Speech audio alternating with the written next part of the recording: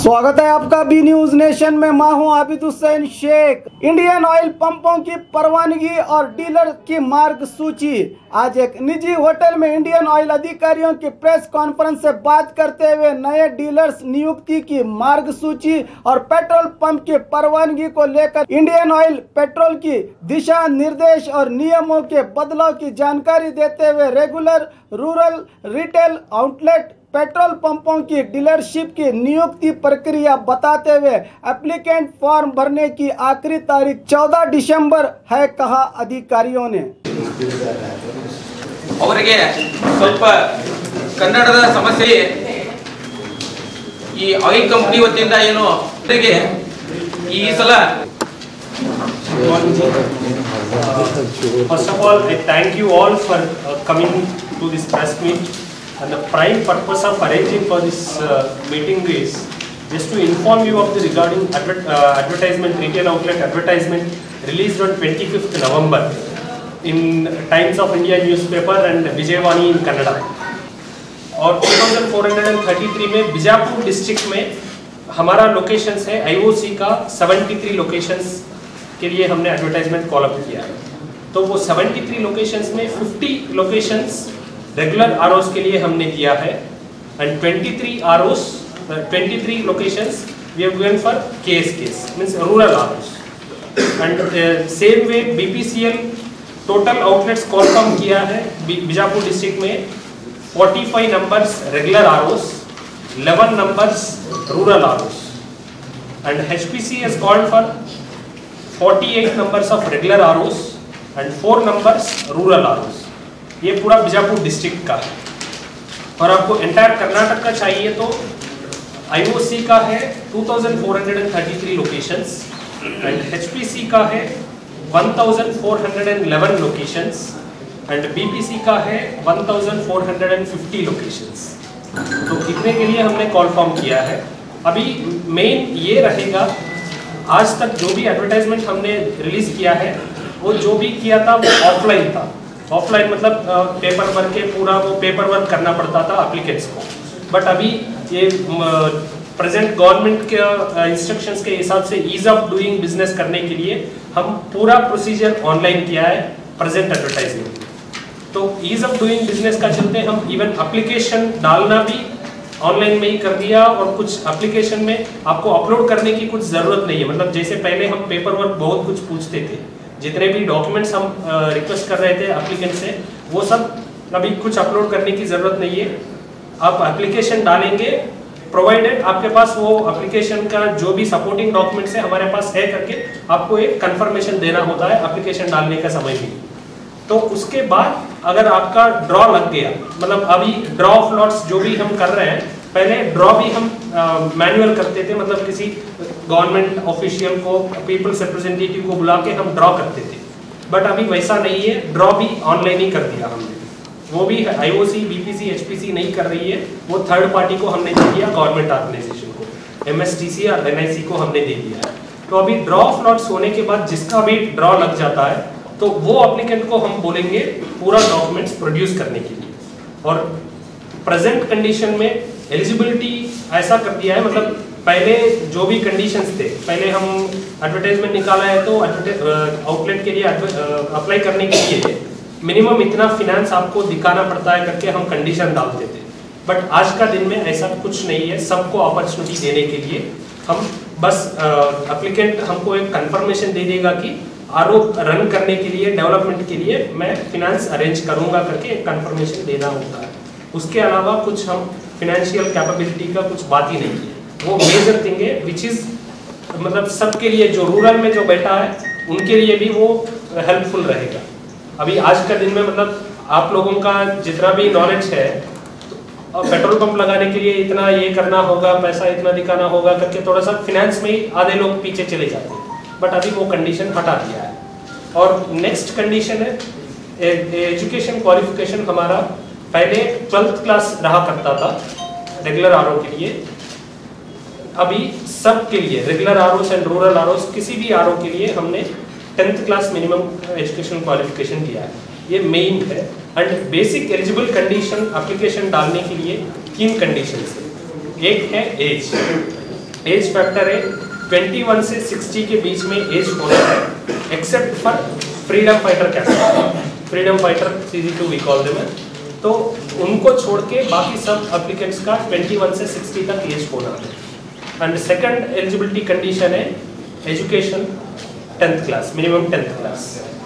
Then third condition है he should be citizen of India, India का citizen होना है। अगर बाहर रहते हैं तो he will not be eligible. कोई भी NRI आ रहा है बाहर से, मतलब मान लीजिए कोई बाहर कुछ दिन के लिए रहते हैं तो उनको रेजिडेंस सर्टिफिकेट दिखाना पड़ता है, वो 182 डेज का, लास्ट 182 डेज का वो इंडिया में रहे करके उनको एक एफिडेविट देना पड़ता है, वो फॉर्म भी हमने दिया है। तो ये 3 बेसिक कंडीशंस है। अभी एप्लीकेशन डालने के लिए आपको मैंडेटरी ये होना ज़रूरी है, एक वैलिड ईमेल आईडी होना है, एक वैलिड मोबाइल नंबर होना है, क्योंकि जो भी कम्युनिकेशन हम भेजने वाले हैं दैट इज थ्रू मेल और मोबाइल SMS, ये दोनों होना है। देन उसके साथ साथ रजिस्ट्रेशन के लिए आपके पास पैन होना जरूरी है, पैन कार्ड होना जरूरी है। तो ये 3 रहा है तो वो रजिस्टर कर सकते हैं।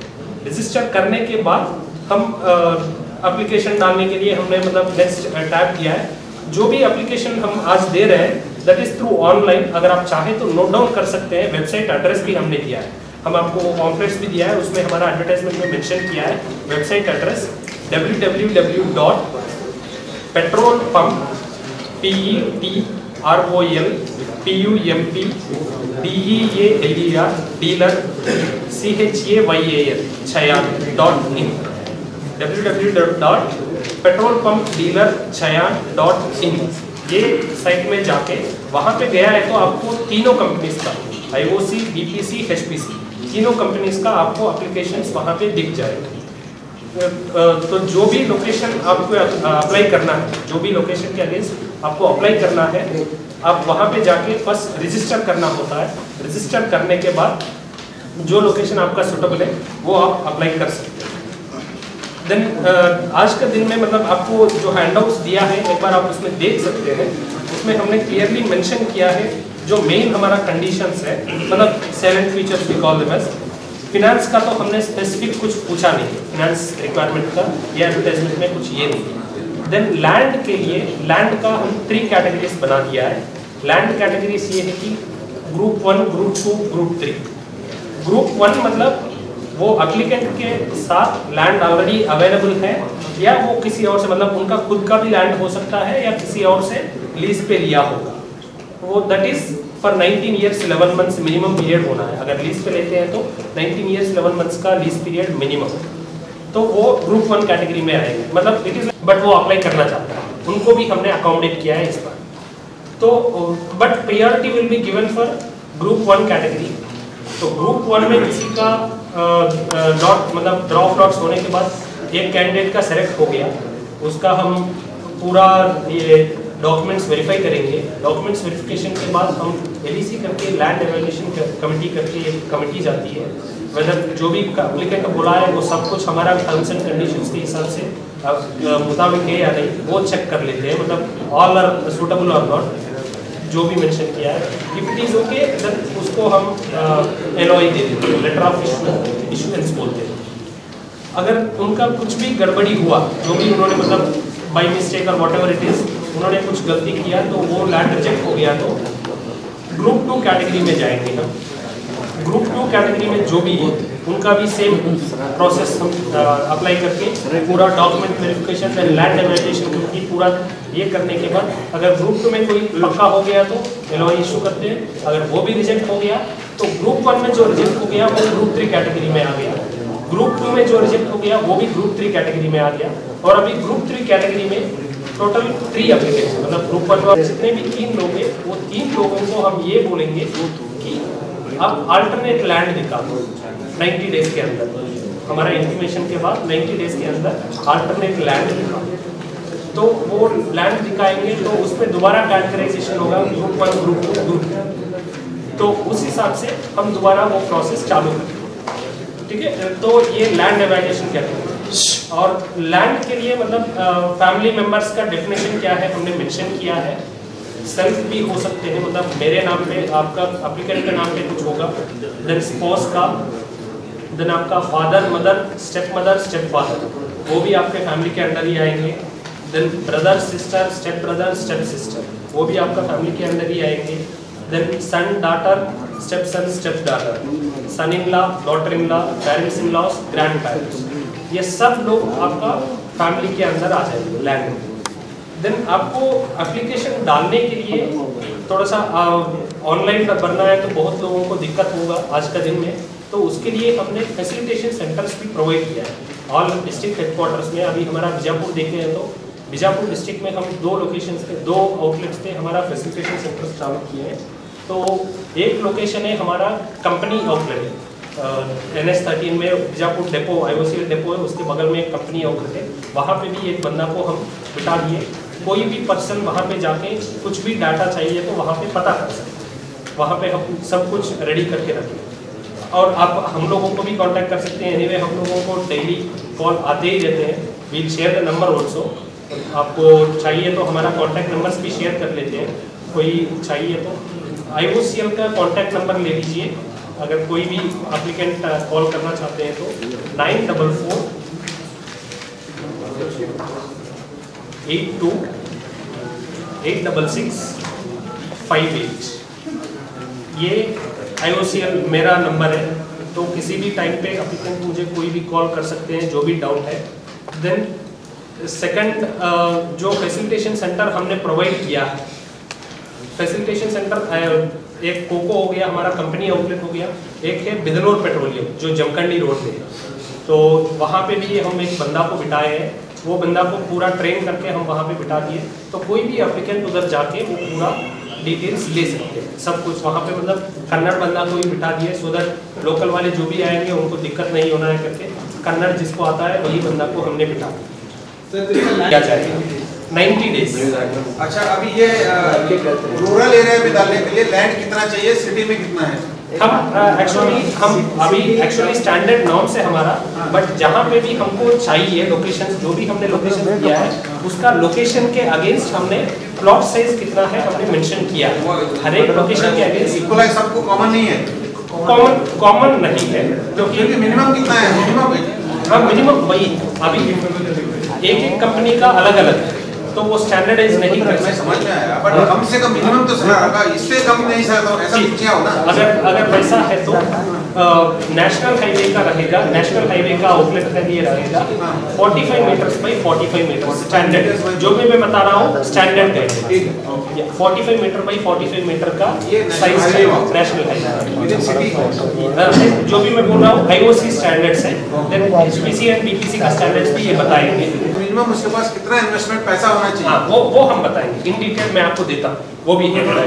यस, वो बता कैपेसिटी उसके पास है ही मानो। अभी हमारा क्या है, मैं आपको 2 टाइप्स ऑफ लोकेशंस बता दिया हूँ। एक है रेगुलर RO, एक है रूरल RO। रेगुलर RO में किसान सेवा या KSK, रूरल RO को हम अदर वर्ड्स में KSK बोलते हैं। जो भी रूरल RO है उसको किसान सेवा केंद्र बोलते हैं, जो भी विलेजेस के अंदर आता है। तो किसान से रूरल RO के रेगुलर RO का मैं फर्स्ट आपको बताता हूँ। रेगुलर RO में भी अब हमारा 2 type of sites, we call it as A site और CC। CC मतलब कंपनी कंट्रोल्ड।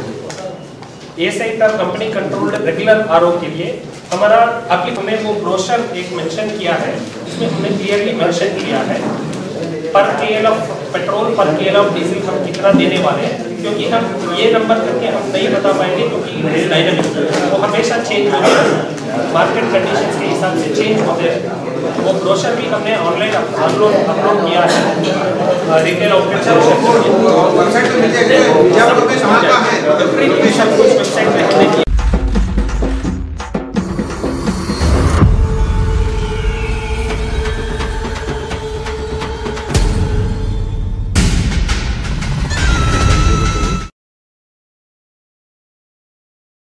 और खबरों के लिए देखते रहिए B News Nation. B News Nation के लेटेस्ट न्यूज़ों को अपने मोबाइल में देखने के लिए यूट्यूब में बी न्यूज नेशन के चैनल के सब्सक्राइब आइकॉन को दबाएं और फिर बेल आइकॉन को दबाने पर आप लेटेस्ट न्यूज़ों को देख सकते हैं।